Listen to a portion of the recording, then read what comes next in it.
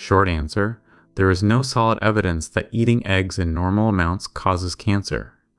Eggs get swept up in cancer fears, mostly because of old cholesterol worries and a newer, still unproven theory. And when you look at the large studies directly, a moderate egg habit just does not show up as a meaningful cancer risk.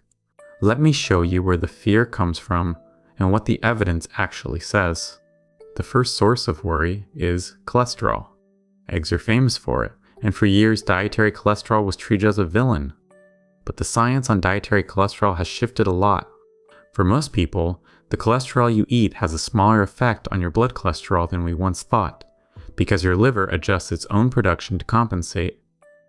And cholesterol in your diet was never a direct cause of cancer to begin with. That was mostly a heart disease conversation that got generalized into a vague sense that eggs are bad for you. The second source is newer and more interesting, and I want to be honest that it is unsettled. Eggs are rich in a nutrient called choline. Your gut bacteria can turn choline into a compound called TMAO, and some studies have linked higher TMAO levels to heart disease and, in a few studies, to certain cancers like colorectal or prostate.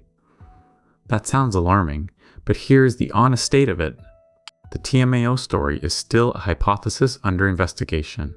The links are inconsistent. They come mostly from observational data that cannot prove cause, and choline is also an essential nutrient your brain and liver actually need. So we have a nutrient you require, a downstream compound that might matter, and a chain of evidence that is nowhere near settled. That is not a reason to fear your breakfast. It is a reason to keep an eye on the research. Now the large studies, which are what should actually drive your decision.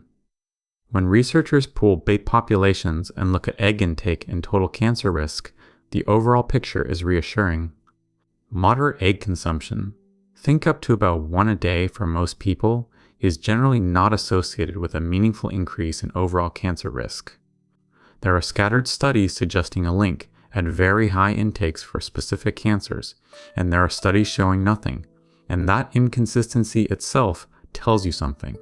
When a food were truly a strong carcinogen, the signal would be loud and repeatable, like it is for processed meat or alcohol. For eggs, the signal is faint and it flickers, which is what a weak or absent effect looks like. There is one nuance worth naming. How you eat your eggs and what you eat them with can matter more than the egg. Eggs fried in a lot of fat, or served next to bacon and sausage every morning, come with the processed meat that does carry a real, established cancer link. The egg often takes the blame that belongs to the company it keeps.